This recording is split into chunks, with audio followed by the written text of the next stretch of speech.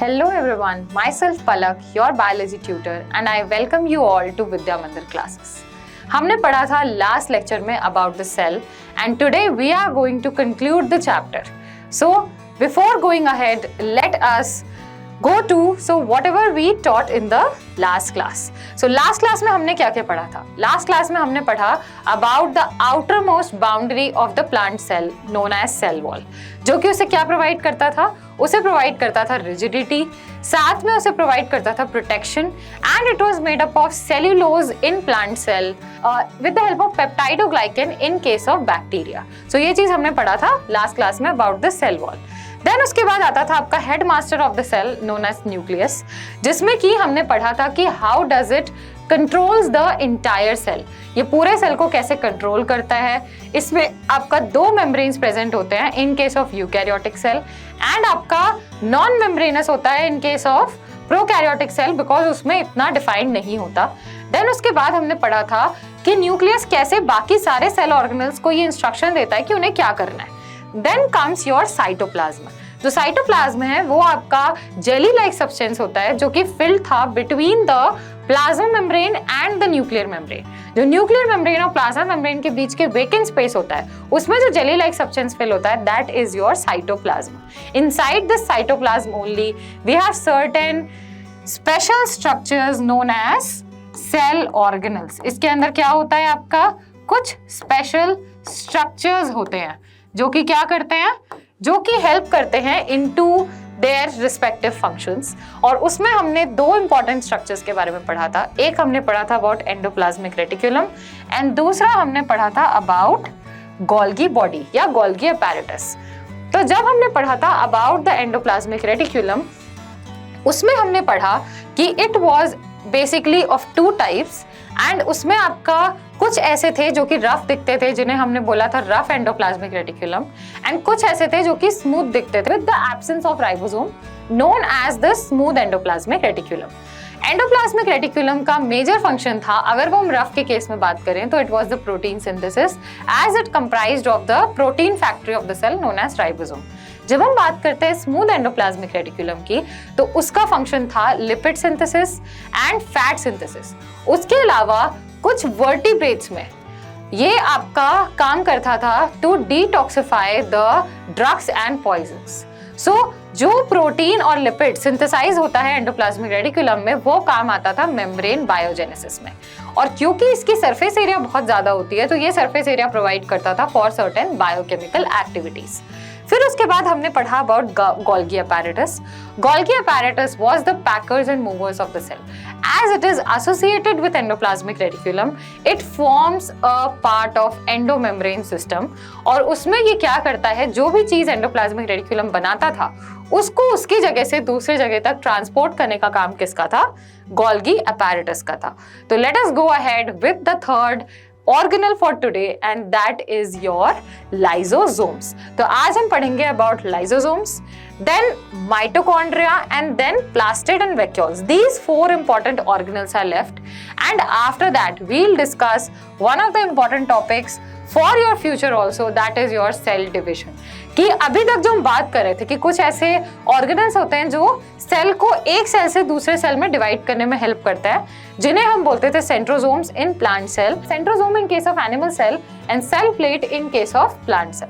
तो हम बात करेंगे सेल डिवीजन के बारे में, जिसमें हमने ये भी डिस्कस किया था न्यूक्लियस के समय कि ऐसे तो आपका न्यूक्लियस जो है उसमें क्रोमोसोम की क्लियर विजिबिलिटी नहीं होती, लेकिन जब वो डिवाइड करने लग जाता है तो जो क्रोमैटिन थ्रेड्स होते हैं वो कंडेंस होकर बनाते हैं क्रोमोसोम, जिनके ऊपर कैरी होता है DNA and DNA has further the unit of heredity known as genes. तो हम कंटिन्यू करते हैं with the first cell organelle that is your lysosomes.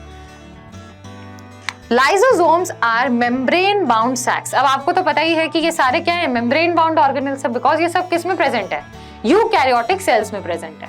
Eukaryotic cell only comprises of membrane bound organelles. Lysosomes are membrane bound sacs filled with digestive enzyme. अब अगर इनके पास digestive enzymes हैं तो ये क्या काम करते होंगे, ये कहीं ना कहीं चीजों को तोड़ने का काम करते होंगे, डाइजेशन का काम करते होंगे.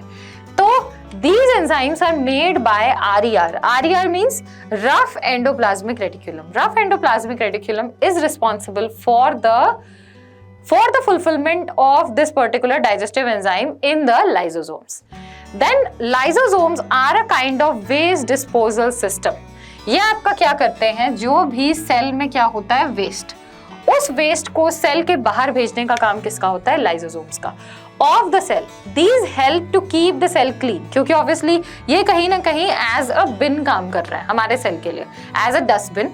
तो जब भी कोई चीज, कोई गार्बेज हमारे सेल में इकट्ठा होता है, वो चला जाता है आपका लाइसोसोम के पास, जहां से with the help of digestive enzyme उसका कंप्लीट डाइजेशन हो जाता है, कंप्लीट ब्रेकडाउन हो जाता है, और अगेन वो सेल के बाहर अब जा सकता है. तो these help to keep the cell clean by digesting any foreign material.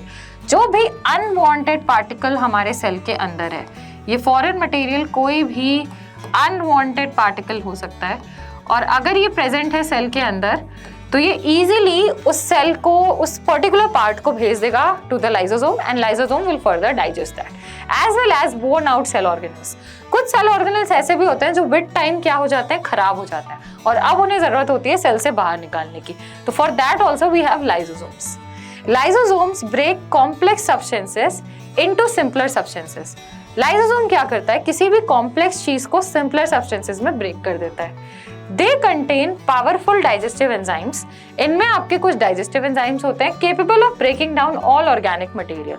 सारे ऑर्गेनिक मटेरियल को ब्रेक डाउन करने का काम होता है इनका. During the disturbance in cellular metabolism, हो सकता है कभी कभी कोई सेल हमारी बॉडी के लिए खुद ही डेंजरस हो जाए, तो उन सेल्स को भी बॉडी से बाहर निकाल देना इंपॉर्टेंट होता है. तो उनके लिए भी we have lysosome at the primary stage. तो during the disturbance in cellular metabolism, for example when the cell gets damage, अगर कोई सेल डैमेज हो गया तो वो वोर्न आउट सेल है और हमारे बॉडी को इसकी जरूरत नहीं है. लाइसोसोम्स में burst and the enzymes digest their own cell. Lysosome burst हो जाता है और जो एंजाइम्स होते हैं उसके अंदर के डाइजेस्टिव जो एंजाइम्स होते हैं वो पूरे के पूरे सेल को इनगल्फ कर लेते हैं और ब्रेक डाउन कर देते हैं. Therefore, lysosomes are also known as suicidal bags of a cell. Cell के सुइसाइड बैग्स भी बोले जाते हैं लाइसोसोम्स. तो हमने क्या क्या पढ़ा लाइसोसोम्स में, कि ये मेम्ब्रेन बाउंड होते हैं, इनके अंदर डाइजेस्टिव एंजाइम्स होते हैं, जो भी हमारी बॉडी के अनवांटेड पार्टिकल्स होते हैं या जो भी फॉरेन मटेरियल्स होते हैं या वोर्न आउट सेल्स होते हैं, वो सेल्स जो या तो ओल्ड हो गए हैं और या तो वो सेल्स डैमेज हो गए हैं, वो सब मूव करते हैं कहाँ, लाइसोसोम्स में. लाइसोसोम्स में फर्दर इनका डाइजेशन होता है एंड इन्हें सेल के बाहर निकाल दिया जाता है. कभी कभी सेल खुद भी खराब हो जाता है और डैमेज हो जाता है. तो what happens, the lysosome burst, digestive enzymes are released and these digestive enzymes digest the whole cell. That is harmful for the body. So let us go ahead and talk about the mitochondria. So mitochondria is one of the most important organelles of a plant body or of an animal body. किसी की भी हम बात करें तो दोनों में ही ये बहुत ज़्यादा important है. ये as an organelle बहुत important है because It is known as the powerhouse of the cell. इसका काम क्या होता है? इसका काम होता है हमारी बॉडी के लिए एनर्जी जनरेट करना, वो एनर्जी जो हमें किसी भी मेटाबॉलिक एक्टिविटीज में काम आती है. तो वो सब कौन जनरेट करता है? Mitochondria. Mitochondria have two membrane coverings.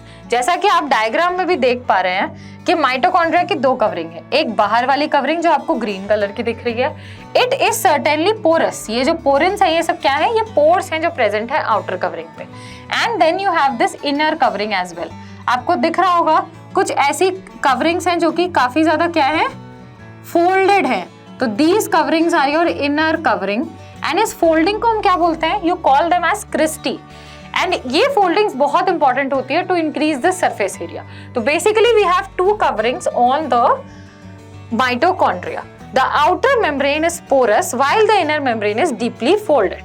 तो ये जो पोरस होता है इसको हम क्या बोलते हैं? अगर डायग्राम में देखें तो we call it as porins. And जो ये डीप फोल्ड्स होते हैं, इन फोल्ड्स को हम क्या बोलते हैं? You call them as cristae. So basically cristae and porins, they both are present on the two walls of the mitochondria. These folds increase surface area for ATP generating chemical reactions. In folds के ऊपर जैसे कि आपको दिख रहा है कि कुछ special structures होते हैं. जिन्हें हम राइबोसोम्स बोलते हैं। और भी कुछ स्पेशल स्ट्रक्चर्स होते हैं जो कि क्या करते हैं, एटीपी सिंथेसाइज करते हैं। जैसे आपको दिख रहा है कि जैसे ये जो मैं ब्लैक से हाईलाइट कर रही हूं, ये पर्टिकुलर चीज क्या है, कुछ रॉकेट जैसे स्ट्रक्चर होते हैं। अगर आप इनको जूम आउट करके देखो तो they look somewhat like this. So इस तरीके के कुछ पार्टिकल्स प्रेजेंट होते हैं जिसे हम F0 F1 पार्टिकल्स बोलते हैं। तो ये किसमें प्रेजेंट होते हैं, ये आपके एटीपी जनरेटिंग केमिकल रिएक्शंस के लिए जरूरी होते हैं और ये प्रेजेंट होते हैं on the cristae. The energy required for various chemical activities needed for life is released by mitochondria in the form of ATP. इसी ATP के फॉर्म में जो भी एनर्जी हमें मेटाबॉलिक एक्टिविटीज के लिए जरूरी होती है वो प्रोड्यूस करता है आपका mitochondria. So basically adenosine triphosphate is the full form of ATP, which is also known as currency, energy currency of the cell. ATP को हम energy currency of the cell भी बोलते हैं और ये आपका एसेंशियल होता है for any metabolic activities. Mitochondria have their own DNA and ribosome. ये बहुत एक इंपॉर्टेंट पार्ट है माइटोकॉन्ड्रिया के बारे में।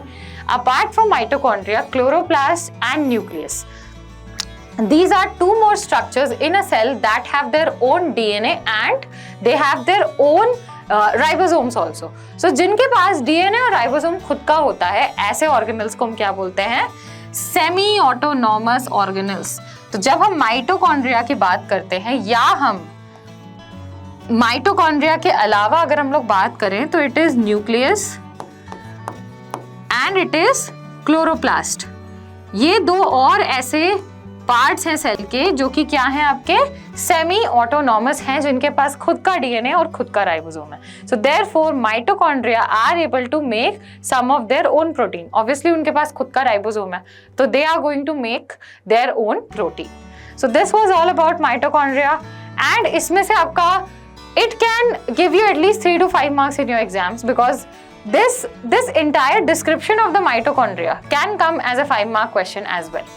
So let us go ahead with the second last organelle of the cell known as plastid. तो जब हम बात करते हैं plastid की तो it is only present in plant cell. ये एक बहुत इंपॉर्टेंट बात है कि plastid एक ऐसा organelle है जो सिर्फ और सिर्फ किस में प्रेजेंट है, plant cell में। There are 2 types of plastids. 2 type के होते हैं plastid. One is your chromoplast and other one is your leucoplast. तो जब हम बात करते हैं क्रोमोप्लास्ट की, chromoplast are coloured plastids. Why are they coloured? Because they have various pigments in them that gives them the colour and that gives any fruit और vegetable और any part of the plant its colour. तो और leucoplast क्या होता है? It is colourless और white plastid, क्योंकि इसका काम ही नहीं होता कलर देना, इसका काम होता है कहीं ना कहीं storage. Chromoplast containing the pigment chlorophyll are known as chloroplast. तो वो क्रोमोप्लास्ट जिनके अंदर क्या होता है, आपका क्लोरोफिल होता है, उसको हम क्या बोलते हैं? उसको हम बोलते हैं chloroplast. Chloroplast are important for photosynthesis in plants. आपने ये पहले भी पढ़ा होगा क्लास 6-7 में, that the chloroplast is the structure that contains chlorophyll and this chlorophyll is very essential for photosynthesis. Chromoplast also contain various yellow और orange pigments in addition to chlorophyll. अब सिर्फ और सिर्फ क्रोमोप्लास्ट में ग्रीन कलर का pigment नहीं होता, कभी कदा इसमें ऑरेंज और येलो कलर का भी पिगमेंट होता है। जैसे इस ऑरेंज कलर के पिगमेंट का हम नाम दे सकते हैं कैरोटीनॉइड या कैरोटीन, हम इसे बोल सकते हैं। तो ये किस चीज के लिए रिस्पॉन्सिबल है? ये रिस्पॉन्सिबल है एक ऑरेंज कलर देने के लिए to the carrot, because it is present in carrot also, so इसे हम कैरोटीनॉइड बोल सकते हैं या कैरोटीन बोल सकते हैं। Leucoplasts are primarily organelles in which materials such as starch, oils and protein granules are stored. So why is it colorless or white in color? Because its major function is not to give any color, but its major function is to store things. तो ये storage में काम आता है। The internal organization of the chloroplast consists of numerous membrane layer embedded in a material called stroma. तो जैसे कि आप डायग्राम में देख पा रहे हैं कि ये क्या है? These are some of the liquid portion of the chloroplast, जिसे हम क्या बोलते हैं? स्ट्रोमा बोलते हैं। तो this liquid portion is known as stroma and on that you have certain membrane layers, एंड वो मेम्ब्रेन लेयर्स आपका क्या है?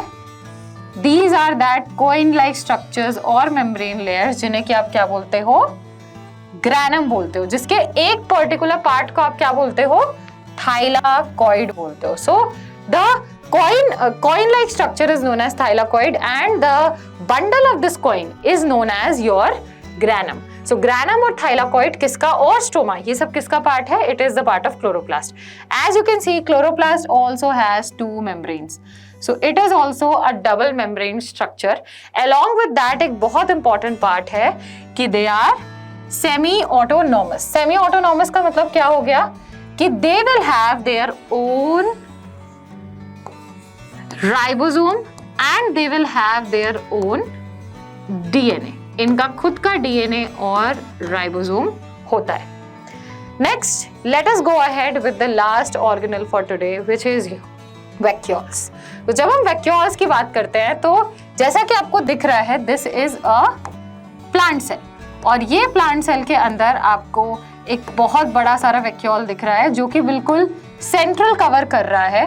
This is that vacuole. So this is covering entire central portion of a plant cell.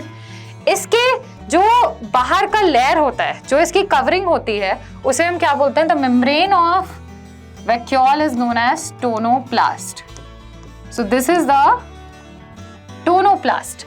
ये इतना बड़ा और central किस में होता है? प्लांट सेल में होता है. अदरवाइज जब हम एनिमल सेल्स की बात करते हैं तो इधर it is very small in size, it is numerous और इट इज नन. ये ऐसा होता है आपका in case of animal cells. तो vacuoles are storage sacs for solid और लिक्विड कंटेंट. चाहे कोई भी सॉलिड कंटेंट हो, चाहे कोई भी लिक्विड कंटेंट हो, उसका स्टोरेज सैक कौन है? It is the vacuole.